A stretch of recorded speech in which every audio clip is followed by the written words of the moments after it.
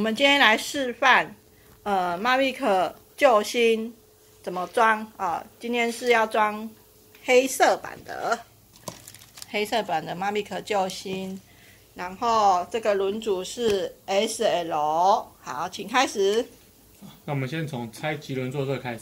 那像这个的话啊，它，这边一定都会是内六角5号啦，所以我们这边内六角5号就直接先套着。那有些的话呢，它是这边17号的开口扳手。那有些的话，像这个更旧款一点的爬坡型的轮组啊，它这边就会是10号的内六角。好，那里面有牙，那所以这个内六角插进去之后嘞，好，直接这边转一下，好，那这个中心轴的部分就开了。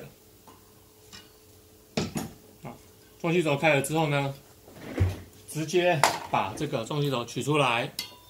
好，那棘轮座稍微拉一下，它这个就起来了。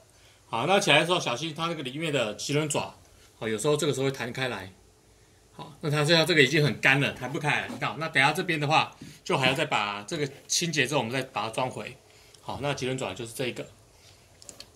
好，那你可以看，其实它这样接触来讲，它底下这边都是黑的油在接触，那表示它跟棘轮座这个的已经有一个很明显的间隙，它的这个算是固态的油才能这么多的附着在上面。那如果是很紧配的话，你可以看像这边来讲，几乎是比较没有油的话，表示这边反而是没有在接触的。好，那我们先把这个棘轮座的这个塑钢衬套啊，这个要破坏掉。那取而代之的呢，就是我们的这一个棘轮座救星的这一个黑色的部分，它会整个压进去。好，那这个破坏的话呢，因为这个已经是磨耗掉了，那我们就直接把它破坏，那就不用留它了。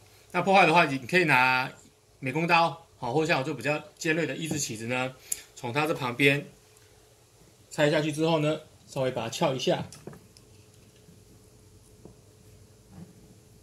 好，那像我这已经撬到之后呢，稍微好压一下，它就已经裂掉了。那这也是久了，这个轮子保守估计应该是05年吧，05、06的，对啊，都10几年了。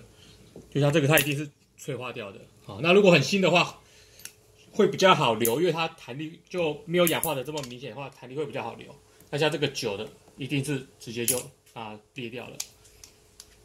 好，那这开了一个缺口之后呢，这个就很容易就下来了。好，那这样的话，就先把第一步这个铁波龙的衬套给拆掉了。好，那因为我们还要清洁保养，那我们先暂停，等一下保养完之后再教你们如何装上去，因为这个才是重点。